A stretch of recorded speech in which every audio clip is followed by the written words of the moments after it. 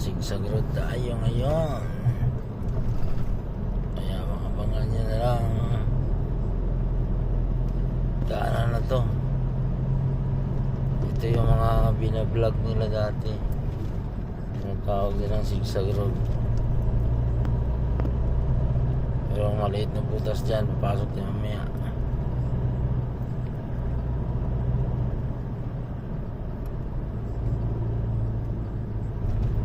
Itong mga reflector, itong mga signage, ang laki ng tulong dito sa kalsada mga idol kahit walang ilaw, dahil yung nagsisilbing ilaw dito sa kalsada, dahil sa nagre-reflect sila pag natamaan ng ilaw. Yung malaking tulong to sa mga driver, lalo na pag ating gabi may biyahe. Kaya shout out dyan sa mga kontraktor, mga engineers, civil engineer. Ganito talaga yung laking silbi ng project, itong projector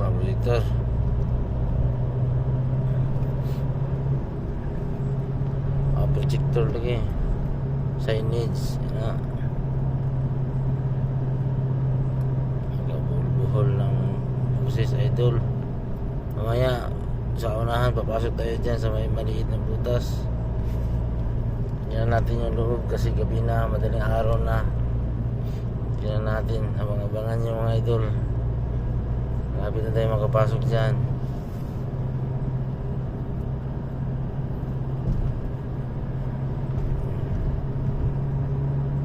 Sigsag road.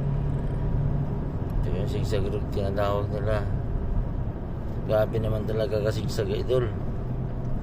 Alam naman dito medyo may ilaw na nilagay nila. Medyo nauna dito. Ayun idol, hindi naman sa unahan idol. Kita nyo yan? Diba? Grabe idol. Ganda rin yung sasakyan na natin nasa rubong parang Christmas tree.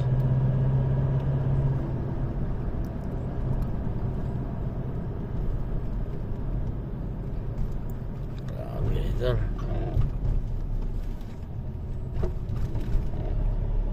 Ito yung masarap sa sigsag siya kasi exercise yung katawan natin.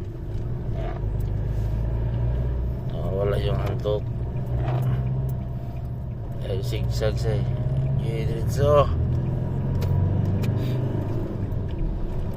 Yan mga idol.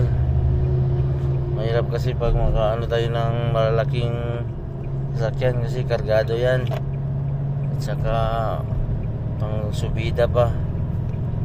Kahit na bahada, ganun pa rin.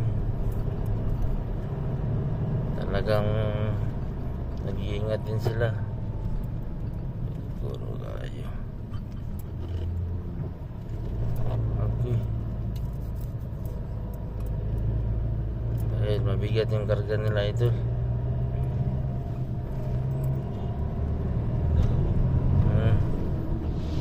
Buti marapat ito.